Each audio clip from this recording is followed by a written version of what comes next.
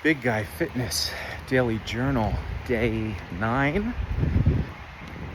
Today I'm going to try and make this a short video. The last few ones have been like 15 and 20 minutes long. I don't think anybody wants to watch that much information. Maybe they do. But it's good for journaling for myself. Today, it's interesting. I wanted to talk about some of the food that I eat that helps with this whole fasting and losing weight. And then some other stuff came up. I was like, you know what? I'd rather focus on that today. So I'll get back to the food.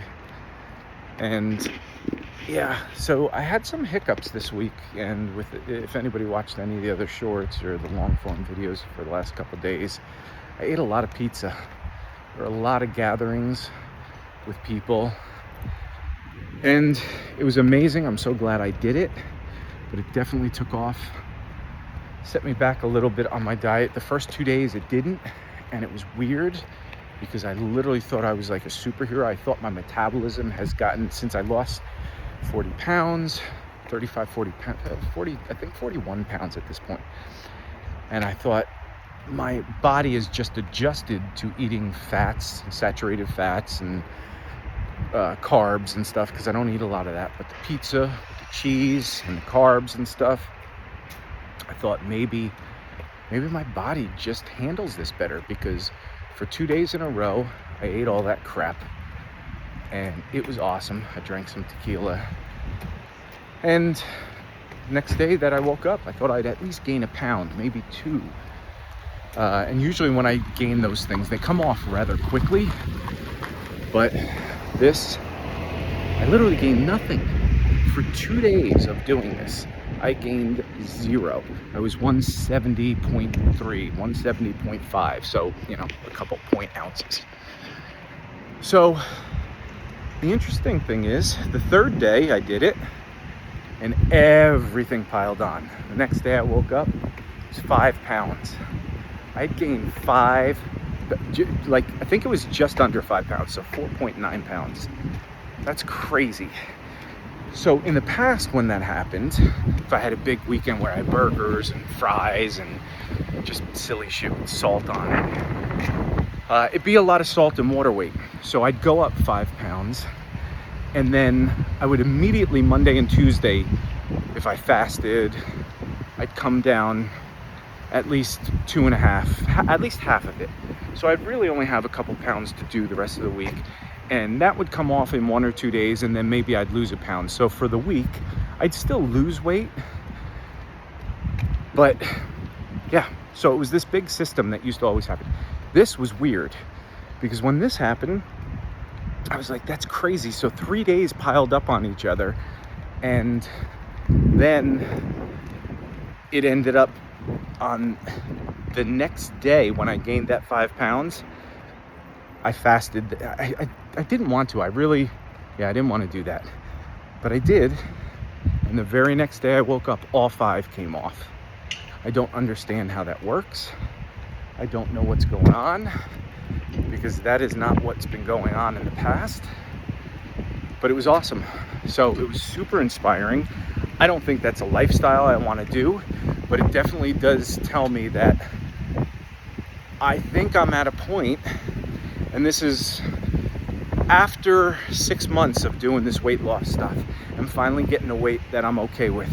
And I've taken about a week and a half to where I've baselined, and I'm not really intermittent fasting a lot. I think my body is changing to where it's handling these fats and carbs, even the proteins.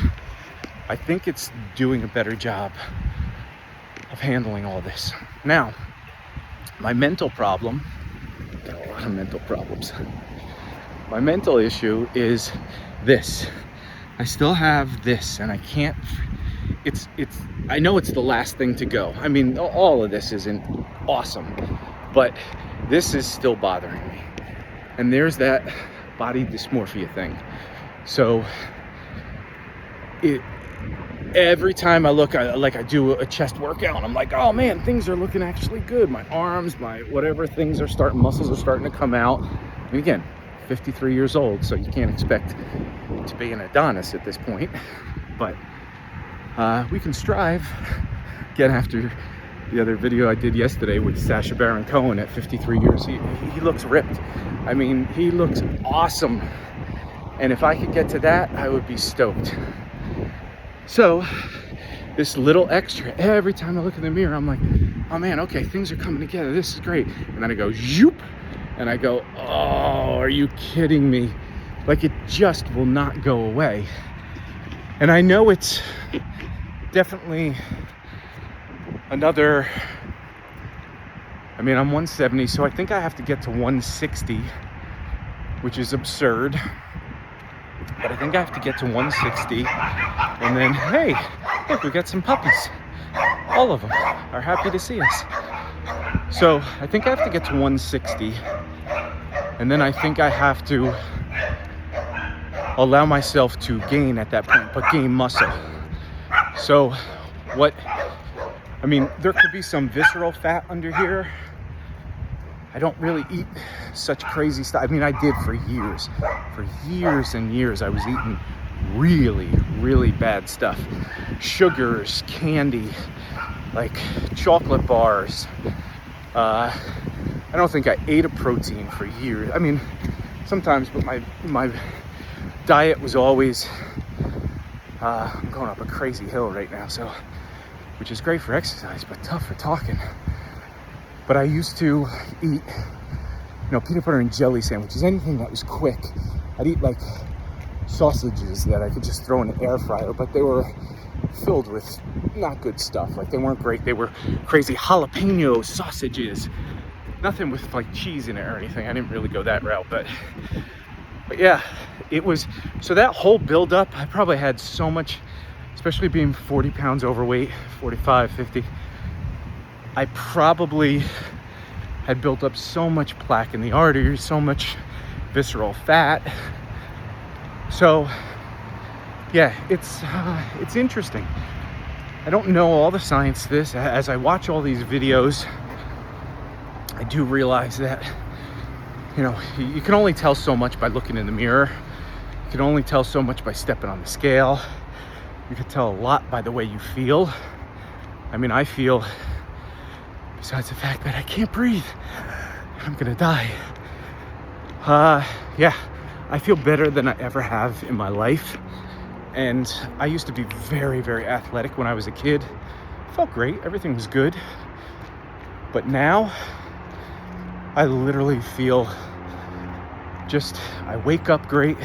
My joints don't hurt as much as they used to. I mean, again, 53 years old, you gotta expect some of that stuff. You got collagen damage, you got things going away. So anyway, we can only do the best we can.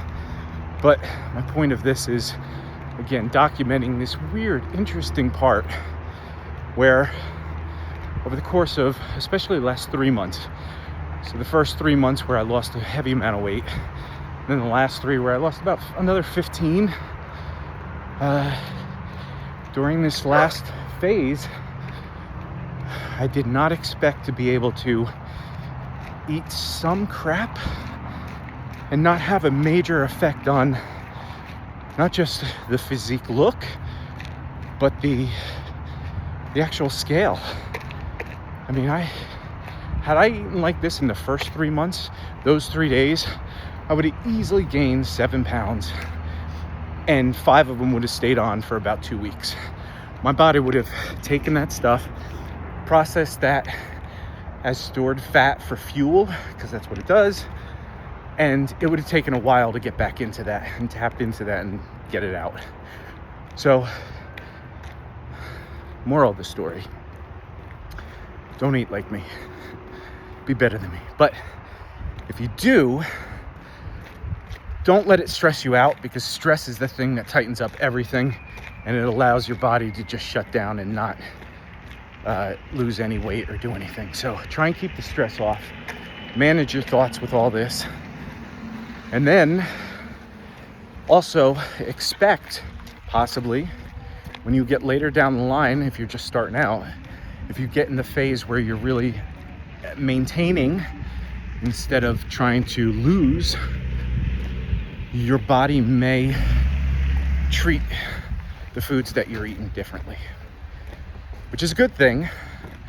But I'm very nervous about getting too excited about that and saying, oh cool, every night I could have some popcorn, or I could have cashews that are good, but there's a lot of fats in those and they're not a great nut. So yeah, I will give you more updates, even, and document for myself more updates on how this all plays out, and if it was just a weird blip in things, or if it actually is my metabolism inglese. My metabolism has changed. So anyway, the musical listening for today was Andy Timmons. Check out the short, the links in the description, blah blah blah. Andy Timmons is absolutely amazing rock guitar player, played with Danger back in the 80s, was a solo artist, tours with G3, which is Steve Vai, Joe Satriani, Eric Johnson, blah, blah, blah. And he had an album that came out called Andy Timmons Plays Sgt. Pepper. So it was all Beatles stuff. Awesome. Very melodic, very jazzy. He plays the melody with you know, the guitar. So basically he gets this really singing quality by bending strings in weird ways, just like a voice would, like it would come up and down, like, yeah, vocal, making a guitar sound vocal. A lot of times you use a slide. Derek Trucks does that amazingly. One of the best slide guitar players out there. But Andy Timmons, awesome listening. And if you're into Beatles, check out that Sgt. Pepper album. But he also has a whole bunch of solo albums. I met him first time doing clinics at guitar school, at music school. And yeah, I first found him a lot of bootlegs. A ton of bootlegs were circulating. This is back in the day when they didn't have any YouTube or any of that stuff. So we just had, oh dude, I found this bootleg of this guy and I don't even know who he is. And he was doing a ton of clinics up on the East Coast, Northeast Coast at New Guitar Workshop.